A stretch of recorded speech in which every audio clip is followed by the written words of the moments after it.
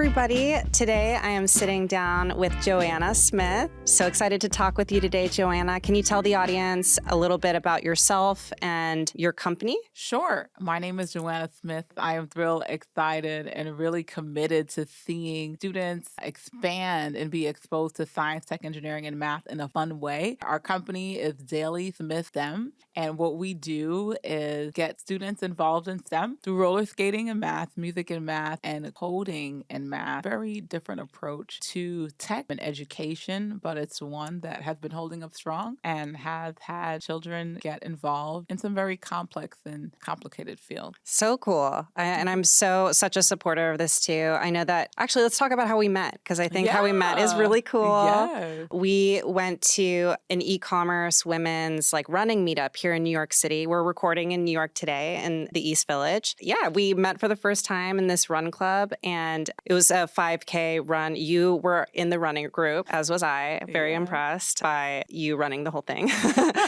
And you were talking to me a little bit about your organization and what you are working on, your mission. And I am so in favor of seeing more diversity and a broader representation within STEM fields. So yeah, can you talk a little bit about what inspired you to start? It's a nonprofit, right? Yeah.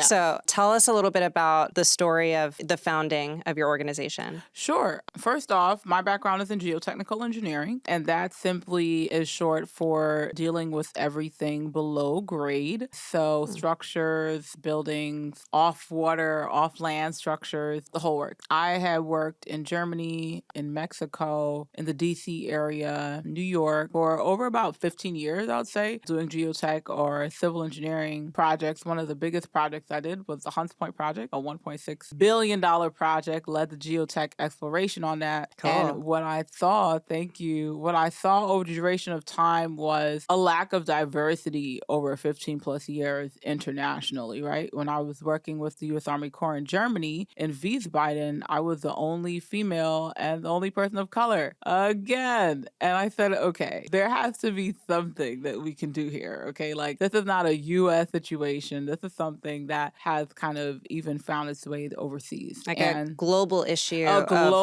representation issue. Yeah. Yeah. And so my question was, how do we combat this overall? And the only thing I could come up with for the most part was combating this from a K through 12th grade level, specifically, especially that K through 8th grade. I saw that a lot of companies and programs had a lot of emphasis on the high school space, but by then, especially in minority-based communities, I would say, they already have made up their minds that they're not good at something. Especially if that seed is planted when you're really young of oh, math is hard or science is scary, then it's really hard to combat that going into high school when you're also facing puberty and also trying to make friends and you have so many pressures in high school and then add on to that trying to rewire your brain and rewire how you view math and science. That totally resonates, makes sense to me to try to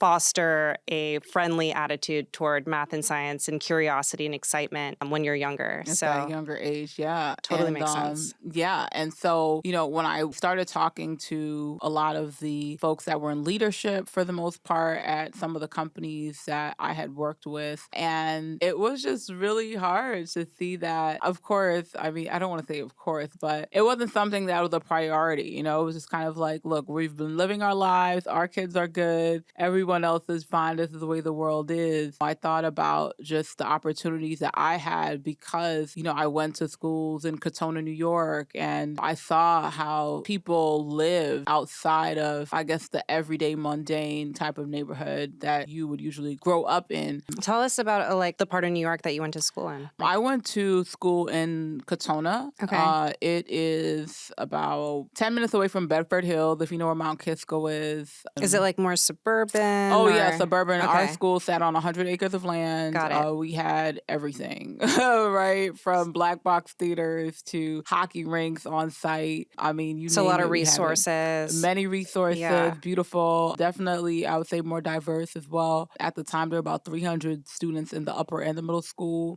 And there were 15 friends of mine that were there as well. So it wasn't necessarily, I would say, that diverse but it was enough for us. But I saw a lot of things like folks that had their own horses on their land, and still living in New York. I mean, Katona was still in New York. It wasn't like 3 hours away. It was Yeah. just 45 minutes taking a But train it ride. feels like probably a very different experience than Oh, most maybe definitely. some of the kids that are They're going to living- school here in the city. Right, in the city. And so when I asked, like, hey, what do your parents do? They're like, yeah, they own all the drips in Bedford Hills. And I'm like, oh, your parents are having fun. And this is, so it opened me up a little bit more. I would say also one to entrepreneurship, and then to know that these were possibilities that were available for everyone upon just having a different approach or exposure to what is out there versus like, oh, I'm going to be a football player, I'm going to be a basketball player, or, hey, I'm just going to do a job that may not necessarily be STEM oriented, because statistics have shown that career paths are definitely 80 to 90% more lucrative, I would say, in STEM fields rather than not. And so the question is, why are you being cut out, or why are you cutting yourself out, or why are you not being exposed to this type of opportunity? I did see, upon having conversations with some of the folks that were a little higher up, over the east and the northern parts of the companies, it just wasn't really a priority. And I said to myself, okay, we're going to have to do something about this, right? Because you're going to be the one to be the liaison between these big organizations and your community, and making that happen. That's so cool. Sorry to interrupt. No, that's good. And it was great. It's been great. We've definitely had billion-dollar revenue companies be kind of like, I would say, the fulcrum of where we would come and kind of visit with our students, and they'd go to see the Second Avenue subway project and Vanderbilt, and I mean, you name it. But it's just about expanding their mind to what is available for them as well, instead of not knowing about it at all, right? Because that actually like is an option that you could live your entire life. I mean, yes, we have the internet and all of that, but the level of exposure that you're getting, because if you don't know these folks, they're not going to be like, yeah, sure, you can come to my company, come hang out. Yeah. And it's also very different, I think, seeing representation in media. I mean, that's also helpful, but it's different than like someone that you know personally in your day-to-day life, a real person that isn't a movie star or an actor, or, someone that is just like so far removed because they're on TV. So I think like it is really important to have that exposure to real people living their lives. You're seeing them every day, working real jobs. So that's kind of how I got into the Daley Smith STEM program, and how I was able to kind of bring life to it. I think about it as something that was kind of like formed, and then it took me to... And what year was this? So December 2020, like the pandemic, I think shifted, right? Like the pandemic shifted so many things. In 2020, I think that was the time, December 2020, that's when I filed for the not-for-profit. And I was like, yeah, this is exactly what we're going to do. And then the next year in May 2021, we got the 501c3 status. And so we started working with different folks. Our goal, forgot to say that, is 500,000 students in the next 5 to 7 years. And so that's about 417 students every single day. That's, of course, the working days. So 20 days out of the year, out of each month, rather. And it's just been really a really great opportunity to serve and to work alongside and to see the minds kind of open up. That's so cool. So can you explain the name a little bit? Because I know Smith, your last name's everyone asks Daley. that question. I kind of like always get over that. I'm like, oh, that's not a big deal. But Daley, Daley, always have to spell it out because, the regular spelling is different. But Daley is my mother's maiden name. Okay. Who was actually here with us in the studio. Yeah. We'll talk to her in a little bit. Yeah. So Daley's my mother's maiden name. And I was just looking at it as just constantly doing what you need to do on a regular basis. Smith is my surname, and blacksmiths, for the most part, are usually the folks that are doing the hands-on work with different materials and such. And so it was just a combination of my mother's maiden name and my surname, my dad's, or our name, rather, right? And putting that together, as in working with your hands and also your mind on a daily basis, and also just continuing the legacy of the education, the programming, and also just exposure, I would say, that my parents gave me is what I'm basically giving back to my community and the people around me. That's amazing. Can you talk a little bit about the work that you've done with commercial organizations or like companies Oh, for in sure. support of your nonprofit? Yeah. Definitely. So some of the work that we've done has been in the Pennsylvania area, all the way out in Trinidad and Oh, Tobago, wow. here in the Brooklyn area, Williamsburg, Jersey. So just to name a few. And what we do with these different organizations and different companies, and also the school districts as well, is we offer our music and math programs, which is a blend of these universal languages, very different. Always love to use the word unconventional, right? Approach to science, tech, engineering, and math. The students use a program from Northeastern University. It's escaping me right now, which is kind of annoying. But basically, they code using Python for some of the beats to create for instrument sounds and all that. And then they also use the newly developed music and math algebraic equations as well to solve these problems and to create a solution as to blending these basic aspects of math and music together. So we've done that. We've done a robotics program as well, which has been awesome, where students are using usually block code to start, because Python can be C++. I don't know if they still do that, but we used to do that. But that's your world. So I can't wait to hear a review on that. Using those type of programs to code a robot and then to do designs and such on it. Our roller skating and math program is one that we've also used in the schools and programs where students build their own skates from scratch, which is more of a Cool. mechanical. Yeah, I always get that. The parents are like, can we get in that on that? But it's more of a mechanical and Yeah. physics approach to building and hands-on and kind of like understanding, the velocity, the acceleration, the momentum, understanding materials and surfaces, because all of those things go into the roll or the speed of the skate. And then the physical fitness part for all those physical fitness persons out there was actually learning how to skate, to roller skate, not inline skate, roller. It's really exciting if you get into the turns and the spins and all the other type of stuff, but also teaching students how to limit the fear that they may encounter when they don't know something. So usually, I don't know if you skate, I don't know if our friend over here skates, Ari, but our producer today. Ari, I put my mom on skates for one of the classes that we had, and she was doing well, but she was so nervous just to see people like on that wall, and it's literally like this mindset that they created for themselves, like,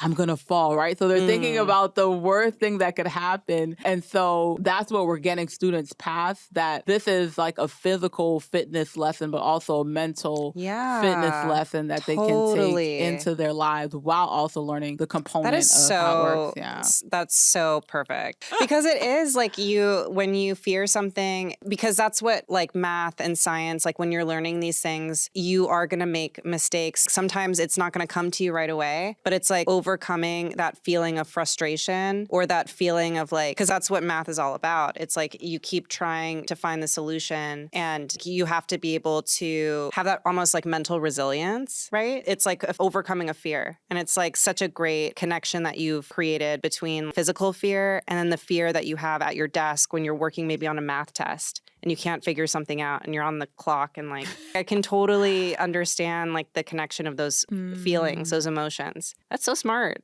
That's so good.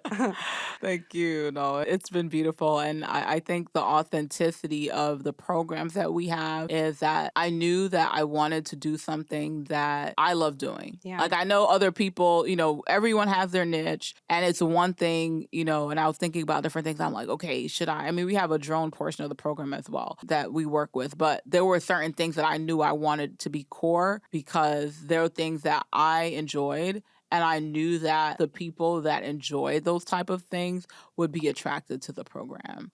So roller skating is something I enjoy. I enjoy like the STEM portion of it. I enjoy building. And I'm like, these students that come in, like when we did the program out in Philadelphia, there were so many people that came in to do different portions of the program. Like they'll bring somebody in who was a chef, somebody in who's this and that. But we were the STEM personnel, and I never forget, we did the music, the coding, the roller skating and math portion at the end. That out of everything that these kids had, they were like, that? This is it. That was it. And it just made me so happy. Like, Aw. I wish I could share a testimonial, but maybe sooner than later. But that was a highlight for me because I'm like, wow, okay, these are the things that really move the students forward. Like, they're like, I didn't know this had a truck. I didn't know that there was a truck in it. And I didn't understand there was a pivot cup. And just, I didn't understand that, this is actually a bar that's made of steel versus a plastic one. Or depending on how long the plate is going to change your axis of rotation. That would actually be one that's balanced. So there's so many physics aspects of this that I think sometimes physics can feel a little abstract, like, okay, the velocity or the acceleration of this while it's moving down or the fly on the windshield, like, why does this matter? But when it's something that's applied to something that you do, and then you actually like get some type of program or problem that you need to solve, it seems so, as you said, like something closer to you. Like, it's not like that celebrity that's sitting all the way out there that's so far removed. It's like, oh, I did this. And it doesn't have to be the exact problem. So our whole thing is like, how do you understand a concept? So that it's not like everything is never going to be the exact same, but the conceptual understanding of it will always prove true because you know how to do it. It's like you're creating like a framework for your thinking that you can then apply in different situations. That's exactly what it is. Cool. So I want to hear a little bit about what it was like for you growing up as a young person. You are in a profession that is very homogenous. It is not racially diverse. It's very male dominated. You kind of charted a course for yourself that is unusual as a young person. So what inspired you to do that? Explain. I love that. The first word that popped out to me was transcendentalism. I mean, every time I think about that word, I think about the school that I went to, right? I went to the Harvey School. And the school, there was an honors English class I was a part of. And I'll never forget when we read Emerson and Thoreau, those authors just stood out, especially Emerson. Thoreau was, let me not say that. That might be a little controversial. Thoreau was he was under, right? He was under Emerson. He learned from Emerson, but Emerson's approach to always like creating this path that was never taken, to me, I remember doing a speech on it, or I just remember it just really like resonated with me. And as I said, at the age of 4, I started playing piano. To tell you the truth, I still play piano professionally. I play for events, for churches, for the whole work. That's so cool. Thank you. And what was powerful was I realized that I was the only female out of all of the girls that started that continued. I definitely do think I grew up as a tomboy, I would say. I was always hanging out with the guys. Like, I was the girl guy homie. I don't know how to call that, right? So and I still do have a lot of really great guy friends to this day. So that was kind of like a circle of trust and friendship for me, I would say. And then my dad always used to tell me that I needed to fix stuff. So I have a sister. It's just me and her. I think my father somewhere along the lines must have thought I was a boy. I kid you not. Like, I really think he did. And in his head, he was like, she's going to do all the stuff that I need her to do. But he used to tell me, like, you need to fix the printer. You need to fix the TV was acting crazy. I'd have to figure out the antennas and, the magnetism as to how far or whatever they need to go. If the printer wasn't working, I had to figure it out. And it wasn't a question of gender for him. It was just like, go and do it. So my dad was a very sink or swim type of person. I started learning to play piano classically from the age of 4. My piano teacher died when I was 12. And I never learned how to play by ear. And he would just say, well, we're going to these churches and you gonna play. And that was it. So it was always kind of the sink or swim. And I was just like, well, I'm going to swim. I'm not going to fall short over here. And so that for me, I think was something that always propelled me forward in the space of male dominated fields. When I was in 8th grade, I remember driving past something in the street and it was green sticking up out of the asphalt. And I'm like, what is that? And I saw this sign that said men working on the road. And I went online in 8th grade and I put in men working on the road and civil engineering pops up. And I was like, that's exactly what I'm going to be like. I already knew in 8th grade because of the exposure that I had. My mother is a doctor, nurse in practice, but my dad was into finance. And he used to bring us to his office sometimes if we didn't have a babysitter or whatever the case is. And we had to sit down and do math problems. Like, there was no question. Like, how everybody needs a tablet now, like, we didn't have that. that, right? It was you sit down and do this work. And I think because of that exposure as well, because of what was already, there was an expectation, of me. And those are the things I think that kind of had me into that role at such a young age. As I said before, it wasn't a gender thing. It was just like, oh, you figured it out. Like, you can do it. So just do it. And I think to your dad's credit, he was like, she's capable of doing it. So just kind of like, do it. You are capable of doing it. So do it. It's so funny you use the word capable. Like, I don't even think it was an option. It was just like, this needs to be done. And that was it. So when I got older and I started realizing that these fields were male dominated, I guess for me, I was already comforted because I had so many guy friends already. So being in rooms where you were the only woman or one of the few women, it didn't bother you because you're like, I'm one of the guys anyway. Yeah. and I was always like, so I would say empathetic because a lot of the work that I did was heavy construction. And so there would be a lot of males in the field. I've never been in a space, well, maybe one or two times out of 15 years, but there's always knuckleheads everywhere, right? But I was always respected where I was, It was like, oh, wow, she's about her business. Like, we're going to have to get this job done. Like, we're winning platinum ACEC projects, for prizes. What does that mean?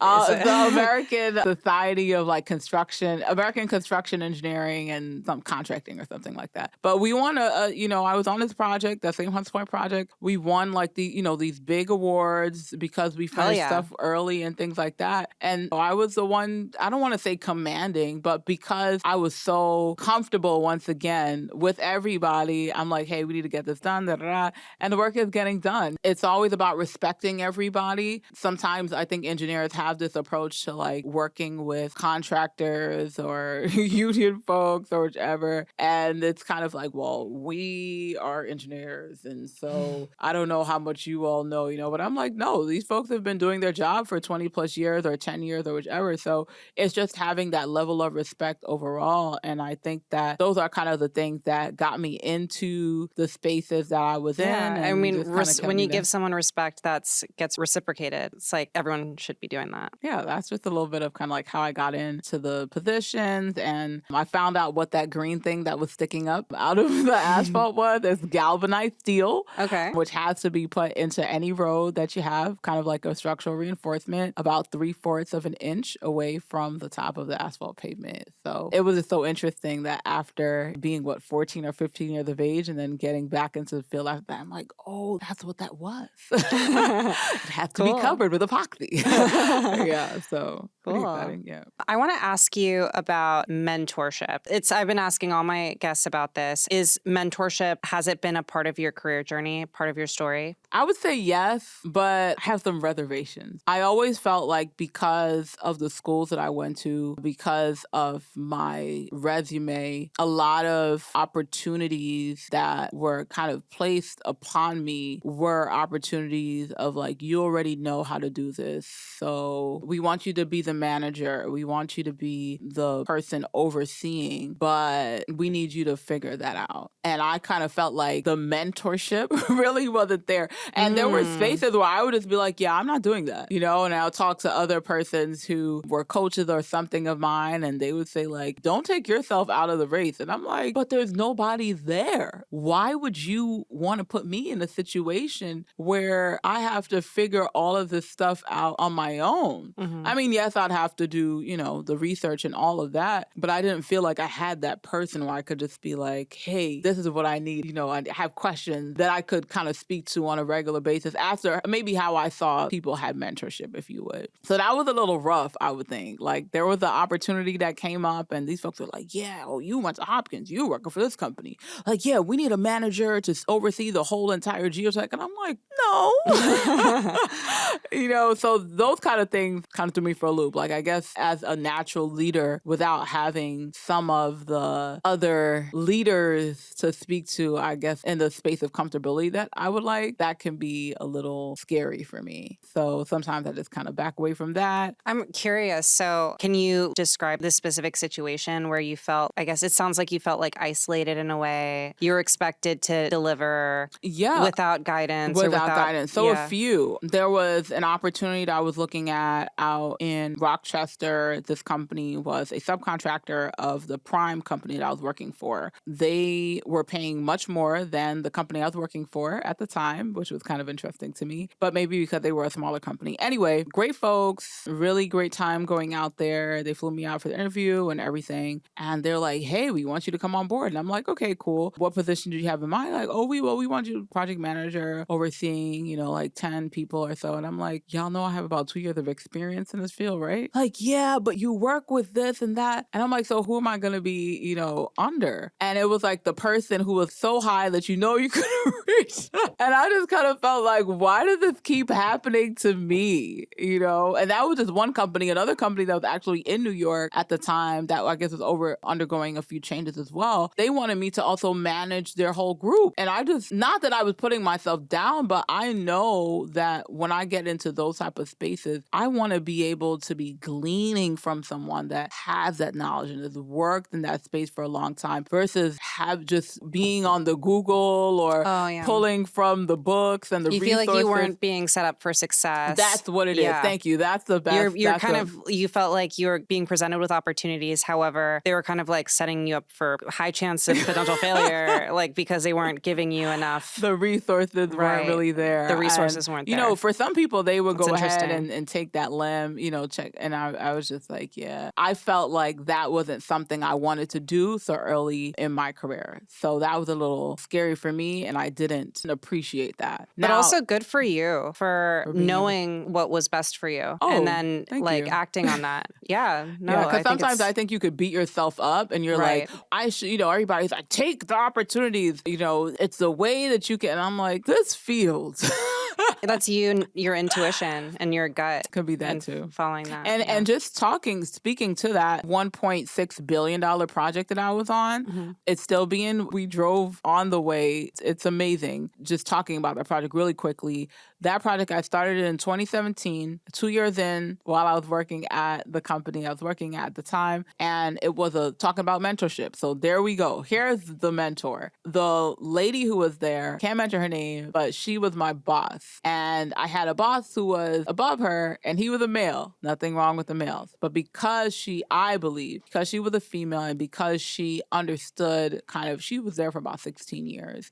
I was 2 years. And then also being from the Northeast Bronx. So that's closer to Westchester. But the project is in the South Bronx, right? And at the time, in 2017, they had the highest asthma rate in the nation because all the trucks were coming into the neighborhood to get back into Hunts Point. And so a lot of diesel emission fuels kind of being released in the air. And so, of course, affecting the respiratory aspects for all of the residents there, which was very sad. But what I thought was amazing was that I came to that company at that time to be a key person in the construction after 20 years of them rallying about making this happen. 20 years in, coming into the company, and then my female mentor and boss saying, I want you to take lead on this project. I had experience in Germany and so on and so forth, but actually being on that job in that particular space for 2 years. That to me, and I tell her all the time, it's so funny. I brought all of the students that we had over to the company she's working at now.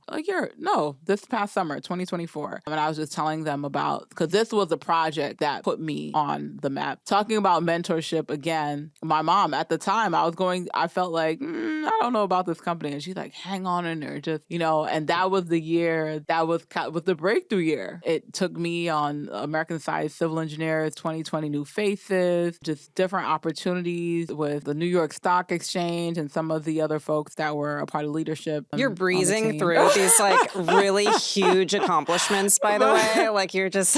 Yeah, but these were some of the opportunities that awarded me because of that mentorship. So I have to say, that's why I'm like, when I think about mentorship and when I think about kind of my journey, I'm like, oh, there were some parts where it was me and trying to figure out the nuances around certain things. And then there was me and then other mentors that were like, she needs to have the opportunity. And I felt like I could talk to she was a great great mentor. So I can speak to her, say, hey, I'm thinking about this. What are your thoughts? How do I do this? And so if I have that free dialogue, most definitely, like, I'm not backing down from an opportunity. But for me in those spaces, if I felt like I did not, because I already had gone through those situations where I didn't have the mentorship, I felt like, wow. Yeah. So like what I'm hearing is like, it's not enough to just present the opportunity to someone, because like if you don't set them up for success, you just give them the title, you give them, this is your remit, this is your responsibility, and you give them all of this. That's not the same thing as true mentorship. And true support of someone's career is to give them the resources, the support, the communication that is needed to set them up for success in that role that can take them to the next level. And that's what your mentor did for you in that project that was so pivotal for your carear. Most definitely. Yeah. Cool. Totally agree. Yep. I want to talk about what you're really excited about.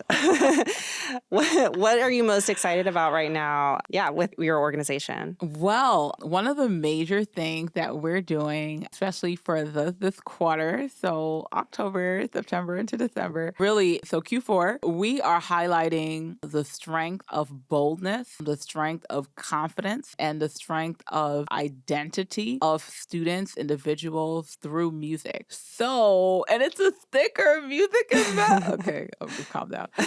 So this is our music sticker, music and math sticker book series. And basically what it does, we have a guitarist in here as well, Mr. Ari. Basically what it does is goes into like notes and their counts. So we're thinking about like notes as and measures as a unit of time, right? So for all I'm thinking about differential equations over here, mercy, position functions and acceleration functions. But yeah, a measurement of time, F of T, if anybody remembers those things. But the whole point is, you hear me talking about differential equations and Calc 1 and 2, but these are the things that set you up for that, right? So for all of my musicians out there, if you can see this or you can hear this, just kind of think a half note minus what equals a quarter note. So a half note we know gets 2 counts, minus what equals a quarter note gets 1 count, right? So just 2 minus what equals 1. 1, right? A quarter note. Let's see. A whole note gets 4 counts. A whole note divided by what equals 1? Or 4 divided by what equals 1? 4, right? So then we'll put in the blank a whole note. And so that's just one portion of the book. The book then goes into like space notes and line notes. So then you also learn how to play the piano or any type of instrument, because theory is key for all of that. Concepts again. Bass line, trying to think about a few other things. And then there, of course, this is one of my favorite parts. I'm going to kind of go into that. One of my favorite parts is the time signatures, right? Which is literally a fraction, which is just saying that there are 2 beats in each measure, 2 measures of time or counts in each section of your music. There's one more. And then if you like to color, for all the young ones out there, just looking at the fraction as a part of a whole. So really just looking at music kind of like as this mathematical equation, which is fun for anyone who's beginning music or trying to get a deeper understanding in math and its practicalities. This was a download, I would say, for me that I've definitely earnestly prayed for, and I believe that it is taking the world by storm. So you want to go ahead and get your copy. Where do we get a copy? Where can we get this? At Daley, Daley, Smith, Inc.com, DaleySmithInc.com. It is really just the way that we are allowing, as we spoke about diversity, diversifying that science, tech, engineering mindset through music, not only just here in the New York City area, but all over the world, because it is available all over the world. It's an electronic copy as well as a hard copy for you, paperback. But this is one of our, I would say, most exciting projects right now, especially for this quarter. Seeing students get into piano or music and mathematics through it has definitely been invigorating. I would say I have mothers and fathers,